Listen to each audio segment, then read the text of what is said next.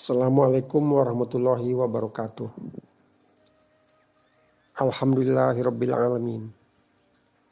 Innal hamdalillah nahmadu wa nasta'inu wa nastaghfiruh wa na'udzubillahi min syururi anfusina wa min sayyiati a'malina may yahdihillahu fala mudhillalah wa may yudhlil fala hadiyalah.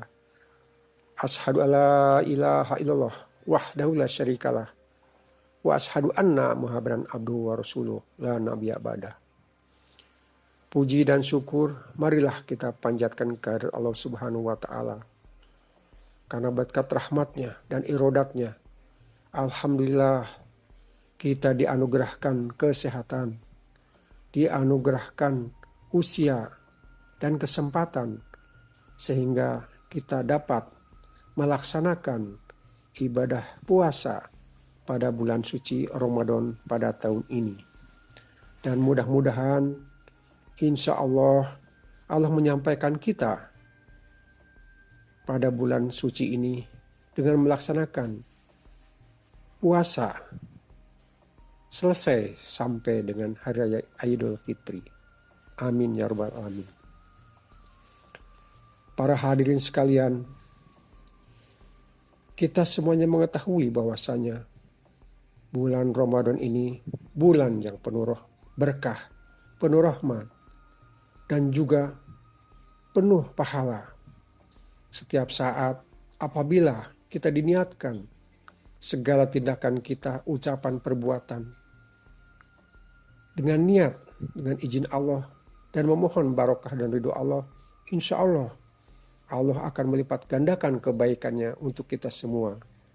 Itu adalah tanda-tanda kasih sayang Allah dan rahmat Allah yang besar bagi kita sekalian. Oleh sebab itu, janganlah bulan suci Ramadan ini disia-siakan oleh kita. Marilah saya mengajak diri saya sendiri dan juga para hadirin sekalian untuk berbuat baik sebaik-baiknya dan sebanyak-banyaknya mencari ridho Allah. Amin ya rabbal alamin.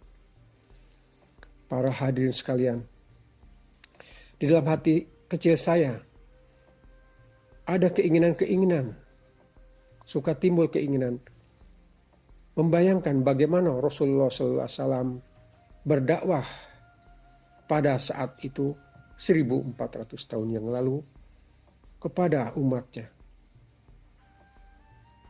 Sehingga saya mencari sumber-sumber bagaimana sih Nabi Muhammad menyampaikan risalahnya kepada umatnya, terutama menyampaikan kewajiban bulan puasa ini pada saat bulan Ramadan 1400 tahun lalu.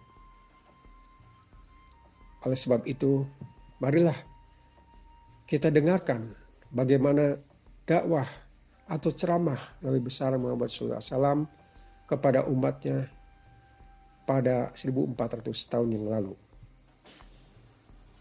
Para hadirin sekalian, inilah ceramah yang dilakukan Rasulullah SAW di penghujung bulan Sya'ban yang berisi tentang informasi keistimewaan Ramadan serta anjuran untuk meningkatkan penghambaan kepada Allah Subhanahu wa taala dan kepedulian sosial. Dalam ceramahnya Rasulullah SAW pernah menggunakan sapaan ya ayyuhan nas saat mengawali pidatonya yang berarti wahai manusia, yang menandakan bahwa pesan tersebut berlaku umum bagi seluruh umat, bukan hanya kaum muslimin semata. Berikut isi lengkap pidato tersebut. Wahai manusia, sungguh bulan agung dan penuh berkah telah menaungi kalian. Bulan yang di dalamnya terdapat suatu malam yang nilainya lebih dari 1000 bulan. Pada bulan itu, Allah Subhanahu wa taala menjadikan puasanya sebagai suatu kewajiban dan qiyam atau sholat di malam harinya sebagai ibadah sunnah. Siapa yang mendekatkan diri kepada Allah dengan suatu kebajikan, maka nilainya sama dengan mengerjakan kewajiban di bulan lain.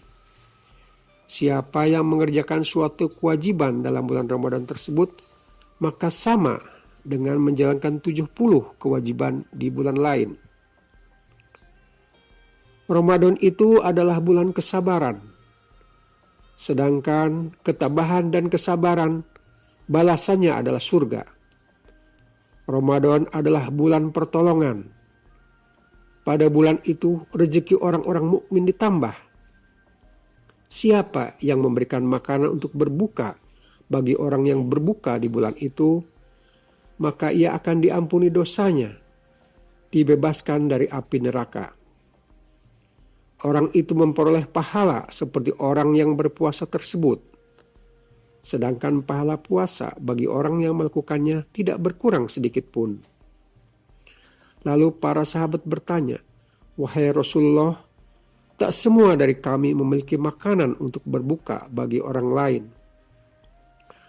Rasulullah SAW menjawab, "Allah memberikan pahala kepada orang yang memberikan sebutir kurma, atau seteguk air, atau seteguk susu."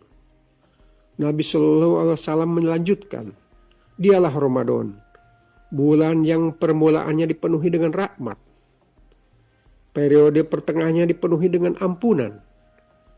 Dan pada periode terakhirnya merupakan pembebasan manusia dari azab neraka. Niscaya Allah akan mengampuni dosa-dosanya dan membebaskannya dari api neraka." Oleh karena itu, dalam bulan Ramadan ini, hendaklah kamu sekalian dapat meraih 4 bagian. 2 bagian pertama untuk memperoleh ridho Tuhanmu, dan 2 bagian lainnya adalah sesuatu yang kamu dambakan. Untuk meraih 2 bagian yang pertama, hendaklah bersaksi bahwa tidak ada Tuhan selain Allah dan memohon ampunan kepadanya. Untuk meraih 2 bagian yang kedua, hendaklah memohon dimasukkan ke dalam surga dan berlindung dari api neraka. Siapa yang memberikan minuman kepada orang yang berpuasa, niscaya Allah memberi minuman kepadanya dari telagaku, suatu minuman yang seseorang tidak akan merasa haus dan dahaga lagi sesudahnya, sehingga ia masuk ke dalam surga. Hadis riwayat Ibnu Huzaimah 1780, Al-Baihaqi dalam Syu'aib Al-Iman 3455. Para hadirin sekalian, secara fisik dan logika sebagai manusia, kita mengetahui bahwasanya orang yang berpuasa itu dalam keadaan lemah fisiknya. Tapi di hadapan Allah tidaklah seperti itu. Orang-orang yang berpuasa adalah orang-orang yang taat kepada Allah, sehingga Allah mencurahkan rahmat-Nya dan bantuan dan pertolongannya kepada kita. Seperti yang telah kita ketahui bersama, bahwa ada beberapa perang di mana pada saat itu kaum muslimin dalam keadaan berpuasa. Seperti perang Badar, perang Khandaq, penaklukan kota Mekah, perang Ain Jalut, dan perang Tabuk. Semuanya itu kaum muslimin dalam keadaan berpuasa. Secara nalar, kita mungkin berpikir bagaimana mungkin orang yang fisiknya lemah bisa mengalahkan pasukan yang sangat kuat, tidak berpuasa dan malahan berkali lipat-lipat dari kaum muslimin. Tapi karena pertolongan Allah, alhamdulillah kaum muslimin dapat mengalahkan musuhnya kaum kafir, walaupun berlipat jumlahnya dari kaum muslimin. Para hadirin sekalian, yang terkenal adalah perang Badar yang terjadi pada bulan Ramadan tahun kedua sesudah hijrah. Umat Islam berhasil memenangi perang ini. Dalam sejarah inilah kemenangan agung pertama pejuang-pejuang Islam menentang kemusyrikan dan kebatilan. Kisah perang Badar adalah peristiwa yang paling terkenal dan sangat banyak terdapat hikmah dan pelajaran di dalamnya. Rasulullah Shallallahu Alaihi Wasallam memimpin langsung aksi penyerangan yang hanya melibatkan sekitar 313 orang muslim, 8 pedang, 6 baju perang, 70 ekor unta, dan 2 ekor kuda. Sedangkan kaum Quraisy memiliki 1.000 orang, 600 persenjataan lengkap, 700 unta, dan 300 kuda. Namun semangat jihad yang membara di bulan Ramadan membuat pasukan Islam berhasil menewaskan 3 pimpinan perang dari kaum Quraisy, yakni Utbah, Saibah, dan Walid bin Utbah. Tentu semua ini adalah atas kehendak Allah dan bantuan pertolongan dari Allah Subhanahu wa taala dengan diturunkannya malaikat untuk membantu kaum muslimin. Juga pada perang Khandaq, dikenal juga sebagai pertempuran Al-Ahzab atau pertempuran konfederasi. Perang yang terjadi pada tahun 5 Hijriah merupakan perang yang dilakukan dengan taktik membuat parit untuk melindungi Madinah. Perang ini melibatkan 3.000 pasukan muslim melawan 10.000 pasukan musuh yang terdiri atas Bani Quraisy, Bani Nadir, Bani Sulaim, dan Bani Murro. Berdasarkan teknik perang yang diajarkan oleh Salman dari Persia, Rasulullah SAW memerintahkan untuk menggali parit untuk mengecoh musuh hanya dalam waktu 6 hari sebelum musuh tiba. Berkat taktik parit besar yang digali, pihak musuh menjadi kesulitan untuk menyerang kaum muslim. Selama 2 minggu, mereka hanya berbalas umpatan tanpa bisa menyeberang. Setelah 25 hari, akhirnya pihak musuh menyerah dan diadili. Perang ketiga adalah penaklukan kota Mekah. Peristiwa penaklukan kota Mekah disebut juga dengan Fatum Makkah. Peristiwa ini terjadi pada bulan Ramadan tahun ke-8 sesudah hijrah. Dengan peristiwa ini Allah menyelamatkan kota Mekah yang awalnya penuh kesyirikan, kezaliman menjadi kota yang bernapaskan Islam dengan ruh tauhid dan sunnah. Kota Mekah pun kini menjadi kota dengan lambang keimanan dan kepasrahan kepada Allah Ta'ala. Fatu Mekah didasarkan pada Hudaybiyah. Nabi lantas memerintahkan para sahabat untuk menyiapkan senjata dan menyerang Mekah. Sebanyak puluhan ribu pasukan ikut bersama Rasulullah. Sebelum sampai ke Mekah, berbondong-bondong kerabat Nabi menyatakan taubat. Nabi pun menerima taubat mereka, termasuk Abbas, paman beliau bersama keluarganya. Ada pula sepupu Nabi, Ibnul Haris, dan Abdullah bin Umayyah yang dulu permusuhannya sangat keras terhadap Nabi. Rasulullah membagi 2 pasukannya untuk memasuki kota Mekah. Khalid bin Walid ditempatkan di sayap kanan untuk memasuki Mekah dari dataran rendah, sementara Jubair bin Awam memimpin pasukan sayap kiri dan membawa bendera Nabi SAW melalui dataran tinggi. Lalu Nabi Muhammad mengitari Ka'bah dan bertakbir di setiap sudutnya. Beliau menyatakan sejak saat itu Mekah menjadi kota suci dan kaum Quraisy dimuliakan oleh Allah. Bersama dengan itu Nabi mengucap firman Allah Subhanahu wa taala, "Sesungguhnya kami memberikan kepadamu kemenangan yang nyata." Quran Surat Al-Fat ayat 1. Perang yang keempat, perang Ain Jalut. Mungkin tak begitu populer. Perang Ain Jalut merupakan perang besar yang terjadi pada 3 September 1260 antara orang-orang Muslim Mamluk atau Turki dengan bangsa Samanis Mongol. Ini adalah perang dengan kekalahan pertama pasukan Mongol setelah sebelumnya mereka telah menaklukkan negeri-negeri besar lainnya seperti Cina. Kemudian perang yang kelima adalah perang Tabuk. Perang Tabuk sebenarnya dimulai pada bulan Rajab ke-9 Hijriah. Namun pada 26 Ramadan Rasulullah baru kembali dari peperangan tersebut setelah memperoleh kemenangan. Sejarah Perang Tabuk pun menjadi sejarah peperangan terakhir yang diikuti oleh Rasulullah SAW. Rasulullah juga memimpin langsung perang antara tentara Muslim dengan pasukan Bizantium atau Romawi Timur tersebut. Berdasarkan sirah Nabi, ada banyak penyebab yang menyebabkan terjadinya Perang Tabuk. Salah satunya adalah munculnya ancaman dari Uqaidir bin Abdul Malik, seorang Nasrani yang juga memimpin dari daerah Dumah. Uqaidir mengancam akan memberontak dengan bantuan dari pasukan Romawi. Namun oleh Nabi, ancaman ini mampu dibendung dan dipadamkan. Sahabat Khalid bin Walid pun menjadi panglima dalam perang ini. Uqaidir akhirnya kalah dan ditawan.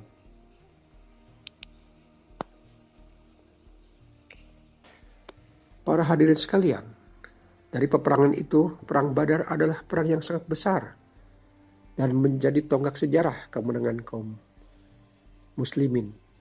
Oleh sebab itu, saya akan mengisahkan sekelumit kisah Perang Badar. Ketika Rasulullah SAW dan pasukannya sampai di dekat Syafra, suatu daerah di dekat Badar, beliau mengutus Basbas dan Adi bin Abi Zagba ke Badar. Keduanya disuruh mencari informasi tentang Abu Sufyan dan rombongan dagangnya. Dalam riwayat lainnya disebutkan bahwa beliau SAW dan Abu Bakar radhiyallahu anhu juga keluar untuk tujuan ini. Keduanya bertemu dengan seseorang yang sudah tua. Rasulullah bertanya kepadanya tentang pasukan Quraisy. Orang tua itu mau menjawab asalkan mereka berdua memberitahu dari mana asal mereka. Keduanya setuju. Rasulullah SAW memintanya agar bercerita terlebih dahulu. Orang itu menjelaskan bahwa ia mendengar berita tentang Muhammad SAW dan para sahabatnya telah berangkat pada hari ini dan ini.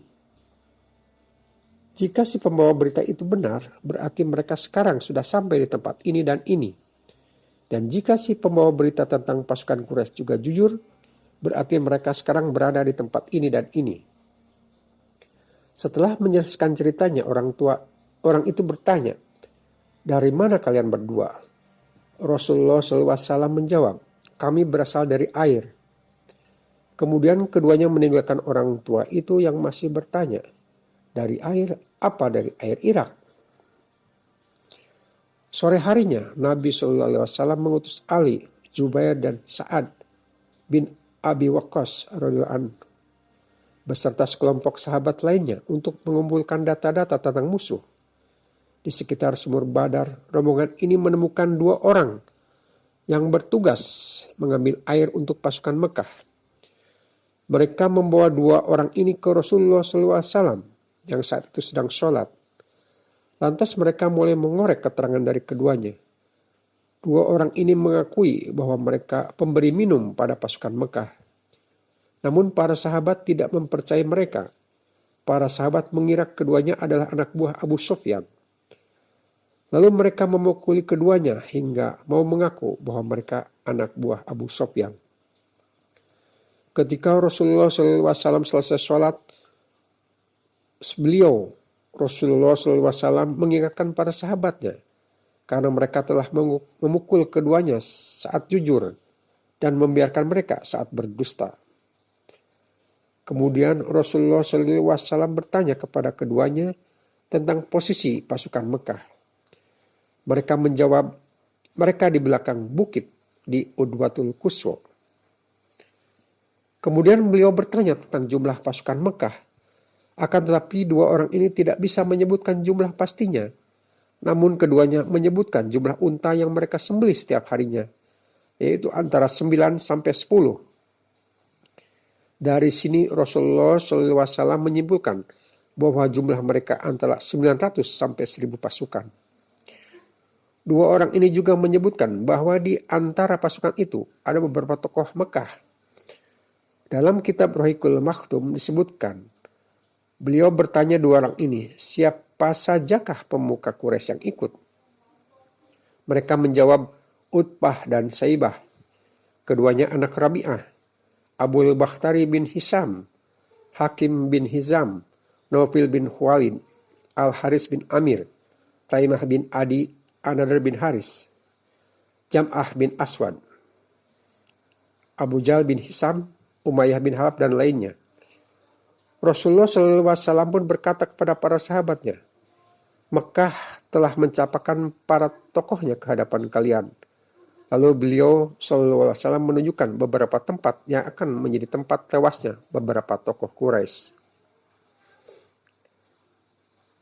Malam itu Allah Azza wa Jalla menurunkan hujan untuk mensucikan kaum muslimin dan meneguhkan telapak kaki mereka di atas bumi. Allah Azza wa Jalla jadikan hujan sebagai bencana yang besar bagi kaum musyrikin. Tentang ini Allah Azza wa Jalla berfirman, dan Allah menurunkan kepadamu hujan dari langit untuk mensucikan kamu dengan hujan itu dan menghilangkan dari kamu gangguan-gangguan setan dan untuk menguatkan hatimu dan memperteguh dengannya telapak kakimu. Quran Surat Al ayat 11. Di antara nikmat Allah Azza wa Jalla kepada kaum muslimin saat itu adalah Allah Azza wa Jalla menjadikan para sahabat mengantuk sebagai penentram jiwa. Rasulullah SAW membawa pasukannya mendekati mata air Badar, mendahului orang-orang musyrik agar musuh tidak bisa menguasai mata air. Saat Rasulullah SAW sudah menentukan satu posisi, Al-Habab bin Munzir radhiyallahu anhu mengeluarkan pendapatnya, Wahai Rasulullah SAW, bagaimanakah pendapat Anda tentang posisi ini? Apakah posisi ini diwahyukan oleh Allah Azza wa Jalla sehingga kita tidak boleh maju atau mundur? Atau ini hanya pendapat siasat atau taktik perang saja? Beliau menjawab, ini hanya pendapat siasat dan taktik perang saja. Al-Habab radhiyallahu anhu mengatakan, Wahai Rasulullah, posisi ini kurang tepat. Bawalah orang-orang ini ke sumur yang paling dekat dengan posisi musuh. Kita kuasai sumur itu, lalu yang lainnya kita rusak. Kita membuat telaga besar, lalu kita penuhi air, kemudian baru kita perangi mereka. Kita bisa minum, sementara mereka tidak bisa. Rasulullah SAW bersabda kepada Al-Habib, engkau telah menyampaikan pendapat yang gitu.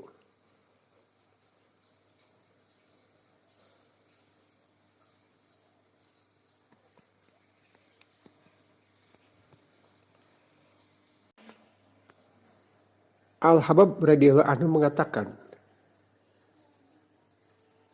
kita membuat telaga besar, lalu kita penuhi air, kemudian baru kita perangi mereka. Kita bisa minum sementara mereka tidak bisa. Rasulullah SAW bersabda, engkau telah menyampaikan pendapat yang gitu. Rasulullah SAW menyetujuinya dan melakukannya.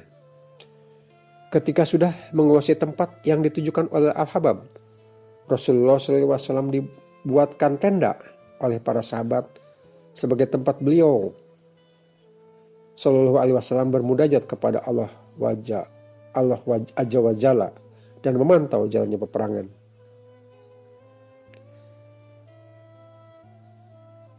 Dari beberapa nas tentang perang Badar dapat dipahami bahwa Rasulullah SAW ikut serta dalam perang. Beliau tidak terus-menerus di dalam tendanya atau tidak terus-menerus berdoa. Setelah melakukan semua persiapan fisik yang memungkinkan untuk mewujudkan kemenangan di lapangan, malam itu beliau bermohon kepada Allah Azza wa Jalla agar menolongnya.